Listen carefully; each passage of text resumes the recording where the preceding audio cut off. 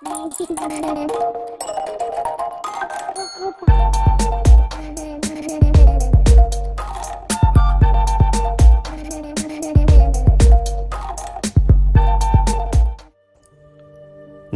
ও জননীর গল্প, হুমায়ুন আহমেদ, পর্ব ৬৮। জওহরলাল নেহরুর একমাত্র কন্যা ইন্দিরা গান্ধীকে তাঁর দেশের মানুষ শ্রদ্ধা ও ভালোবাসায় ডাকে ইন্দিরাজি। ইন্দিরাজি কলকাতা ব্রিগেড প্যারেড গ্রাউন্ডে বক্তৃতা দেবেন। তারিখ ডিসেম্বর ৩। তাঁর আসার কথা ছিল ৪ তারিখ। তিনি একদিন আগেই চলে এসেছেন।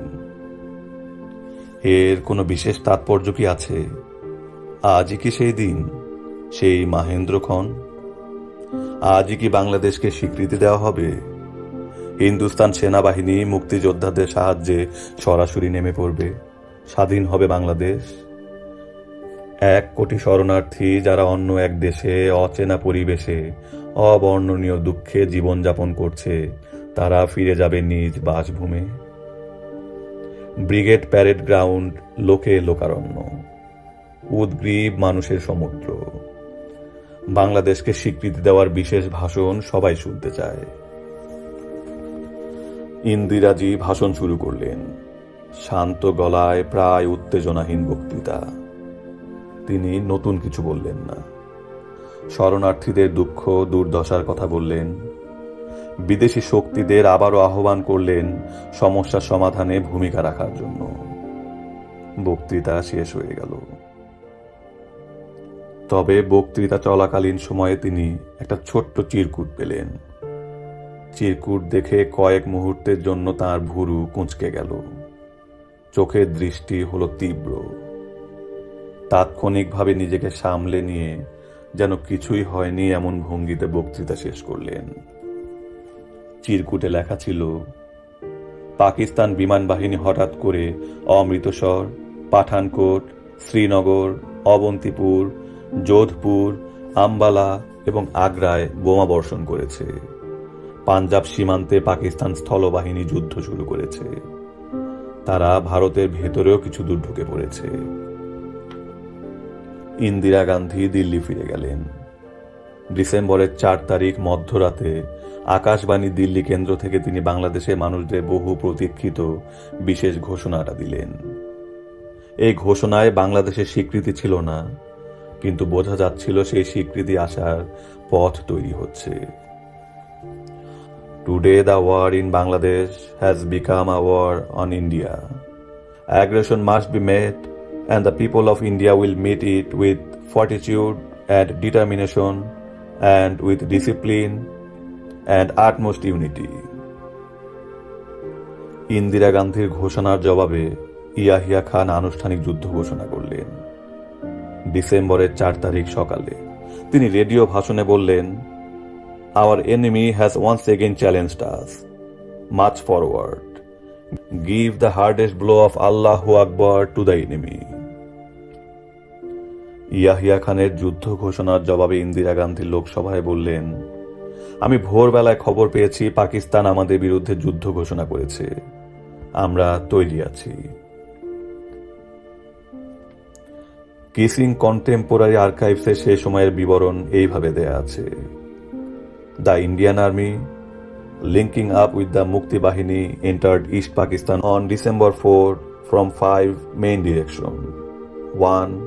In the Kumilla sector, east of Dhaka. 2. In the Sylhet sector, in the northeast of the province. 3. In the Mymensingh sector, in the north. 4. In the Rangpur Dinajpur sector, in the northwest. 5. In the Jessore sector, southwest of Dhaka. শুরু হয়ে গেল অদ্ভুত এক আন্তর্জাতিক দাবা খেলা। শক্তিমান দেশগুলি মেতে গেল নিজেদের অবস্থান এবং শক্তি পরীক্ষায়। ডিসেম্বরের ৫ তারিখে মার্কিন সরকারের উদ্যোগে জাতিসংঘের নিরাপত্তা পরিষদের অধিবেশন বসল। যুদ্ধবিরতির প্রস্তাব আনলেন মার্কিন প্রতিনিধি জর্জ বুশ। পাদটিকা। জর্জ বুশ পরে মার্কিন প্রেসিডেন্ট নির্বাচিত হন, যিনি আরেক মার্কিন প্রেসিডেন্ট বুশের পিতা। মার্কিন প্রস্তাবের পক্ষে 11টা ভোট পড়ে। গ্রেট ব্রিটেন ও ফ্রান্স ভোটদানে অংশগ্রহণ করেনি। সোভিয়েত ইউনিয়ন মার্কিন প্রস্তাবের বিপক্ষে সরাসরি ভেটো প্রয়োগ করে প্রস্তাব বাতিল করে দেয়। সোভিয়েত প্রতিনিধি কমরেড মালিকভ বলেন, আপনারা কেউ কি পরিস্থিতি বুঝতে পারছেন না? জাতিসংঘে 88টি দেশের কোনোটির জনসংখ্যা 1 কোটির বেশি না, অথচ পূর্ব পাকিস্তান থেকে 1 কোটির বেশি শরণার্থী ভারতে আশ্রয় নিয়েছে। রেডিও পিকিং থেকে বলা হলো, চীন পাকিস্তানকে সব রকম সাহায্য দেবে। ভারতীয় বাহিনীকে পরাজয়ের তিক্ত স্বাদ গ্রহণ করতে হবে। চীন যাতে লাদাখ সীমান্ত দিয়ে সরাসরি ভারতে ঢুকে পড়তে না পারে সেই ব্যবস্থা নিয়ে এগিয়ে এলো রাশিয়া চীন রাশিয়া সীমান্তে 10 লক্ষ সৈন্য মোতায়েন করল। মার্কিন প্রেসিডেন্ট রিচার্ড নিক্সন সাংবাদিকদের কাছে বললেন, ভারত যা করছে তার নাম সরাসরি যুদ্ধের মাধ্যমে একটি স্বাধীন দেশের অংশ দখল করার অশুভ পায় তারা। মার্কিন সরকারের 7ম নৌবহর তখন ছিল উত্তর ভিয়েতনামের কাছে। 7ম নৌবহরকে বাংলাদেশের দিকে পাঠানোর সিদ্ধান্ত নিল। 7ম নৌবহর রওনা হলো বঙ্গোপসাগরের দিকে। 7ম নৌবহরে ছিল পরমাণু শক্তি চালিত বোমারু বিমান বহনকারী বিশাল জাহাজ এন্টারপ্রাইজ, একটি অ্যাম্ফিবিয়াস অ্যাসল্ট শিপ, একটি গাইডেড মিসাইল ফ্রিগেট, 4টি গাইডেড মিসাইল ডেস্ট্রয়ার এবং একটি ল্যান্ডিং ক্রাফট।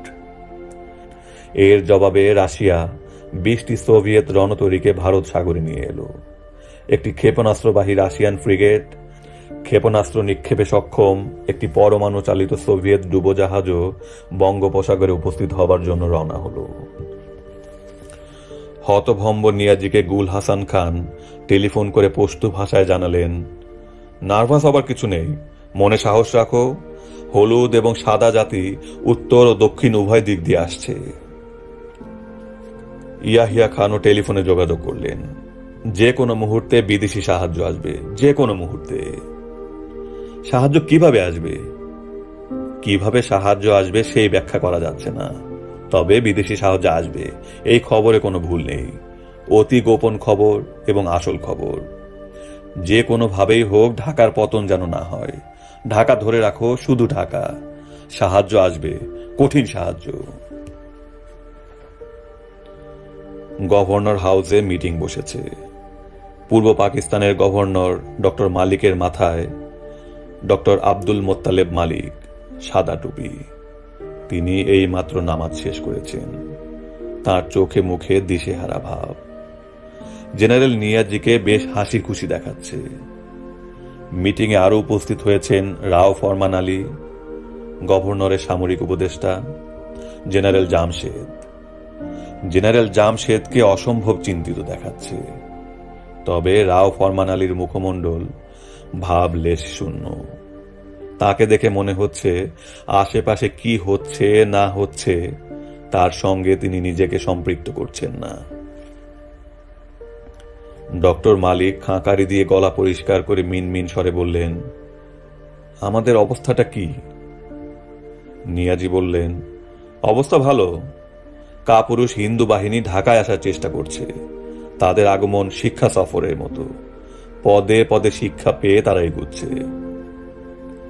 ডক্টর মালিক বললেন, মূল অবস্থাটা কি জানতে পারি?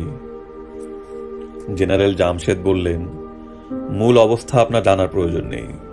যুদ্ধ কি হচ্ছে, কেমন হচ্ছে তা দেখার দায়িত্ব গভর্নরের না। তিনি বেসামরিক বিষয় দেখবেন।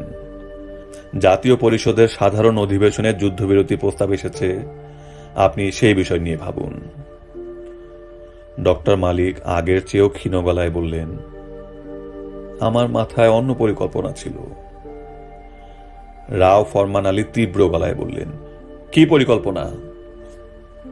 ডক্টর মালিক থতমত খেয়ে গেলেন, কিছু বলতে পারলেন না। ফরমান আলী বললেন, দাবা খেলা এখন শেষ পর্যায়ে চলে এসেছে। এখন আমরা মিডল গেম পার হয়ে এন্ড গেমে এসেছি।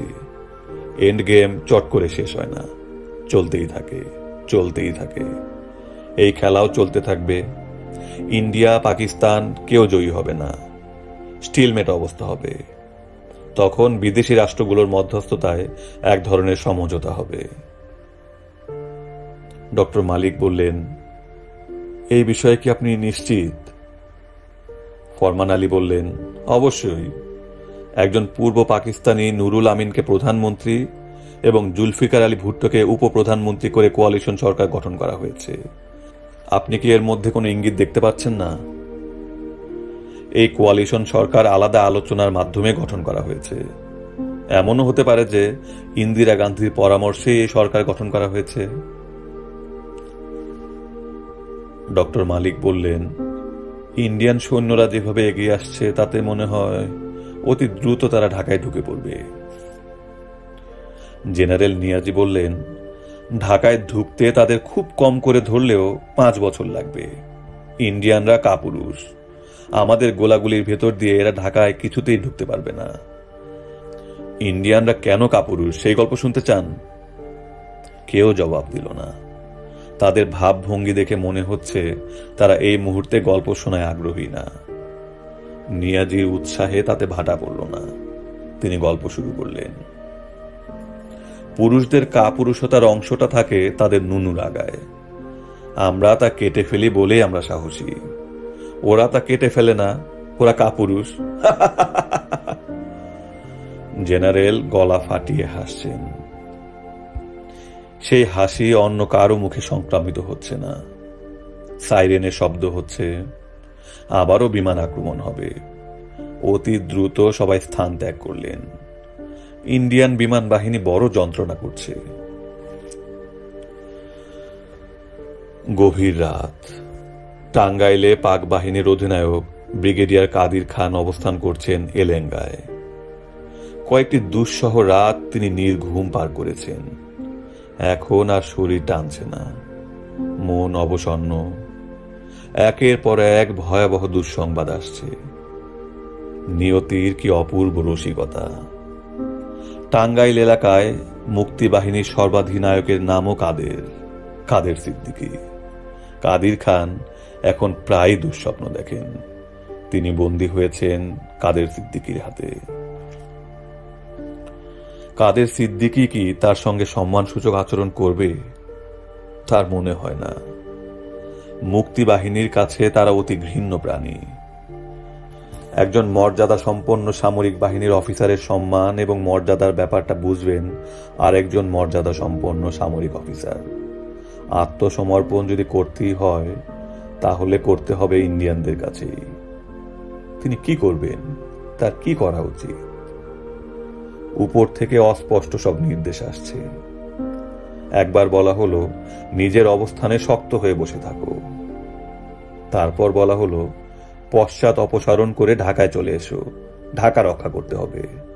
এখন ঢাকা রক্ষা মানেই পূর্ব পাকিস্তান রক্ষা। তিনি ঢাকায় কিভাবে যাবেন? ঢাকা যাবার কোনো উপায় নেই। প্রতিটি ব্রিজ মুক্তিবাহিনী ভেঙে ফেলেছে। এতে অবশ্যই একটা সুবিধা হয়েছে, ইন্ডিয়ান সেনাবাহিনীও ঢাকায় যেতে পারছে না, তাদেরকেও পায়ে হেঁটে যেতে হবে। ব্রিগেডিয়ার কাদির খান ডিনার করতে বসলেন রাত 2টায়। কয়েকটা শুকনা রুটি, এক বাটি ঠান্ডা গরুর মাংস। সেই মাংস সিদ্ধ হয়নি, পাথরের মতো শক্ত। সময় যখন খারাপ হয় তখন সব দিক থেকেই খারাপ হয়। রসুইখানায় রান্না হয়নি, রসদের সমস্যা কিংবা অন্য কিছু হবে এই নিয়ে তিনি ভাবতে চান না। এখন তার একমাত্র চিন্তা কিভাবে কোন পথে ঢাকায় পৌঁছানো যায় এবং কত দ্রুত পৌঁছানো যায়। কাদির খান মাংস ছাড়াই রুটি মুখে দিলেন। আর তখন তার কাছে একটা সুসংবাদ এলো। এত বড় সুসংবাদ তিনি তার দীর্ঘ জীবনে পাননি। বিদেশি সাহায্য চলে এসেছে। ঝাঁকে ঝাঁকে চাইনিজ প্যারাট্রুপার নামছে, টাঙ্গাইলে নামছে। ব্রিগেডিয়ার কাদির খান বললেন, আলহামদুলিল্লাহ, শেষ পর্যন্ত তাহলে তাদের দেখা পাওয়া গেল। সংখ্যায় কত? অসংখ্য, শুধু নামছেই। আমার তরফ থেকে তাদের অভ্যর্থনার ব্যবস্থা করো। তাদের পরিকল্পনা কি আমার জানা দরকার।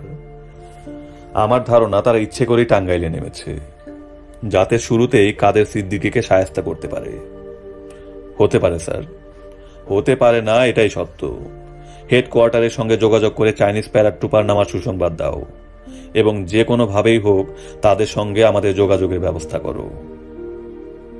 কাদির খান অতি তৃপ্তির সঙ্গে ডিনার শেষ করলেন। মদ্যপানের মতো মানসিক অবস্থা তার এই কদিনে ছিল না। আজ এক বোতল রাম নিজে একা শেষ করলেন। চাইনিজ প্যারা ট্রুপারদের অভ্যর্থনা জানাতে এগিয়ে যাওয়া কাদির খানের বাহিনীর সবাই মারা পড়ল, কারণ এরা চাইনিজ প্যারা ট্রুপার ছিল না, এরা ছিল ইন্ডিয়ান প্যারা ট্রুপার। ভাগ্যের পরিহাস, টাঙ্গাইল পাক বাহিনীর সেক্টর অধিনায়ক ব্রিগেডিয়ার কাদির খান ধরা পড়লেন কাদের সিদ্দিকীর হাতেই। তখন তার সঙ্গে ছিলেন 2 জন কর্নেল, 3 জন মেজর এবং 1 জন লেফটেন্যান্ট। তার সব সৈন্য কালিহাতি এলেঙ্গায় ধ্বংস হয়ে গেছে। শুধু এই কজনই জীবন নিয়ে পালাবার চেষ্টা করছিল। কাদের সিদ্দিকী ব্রিগেডিয়ার কাদির খানের প্রতি কোনো অসৌজন্যমূলক আচরণ করেননি। তিনি বন্দীকে ইন্ডিয়ান সেনাবাহিনীর হাতে তুলে দেন।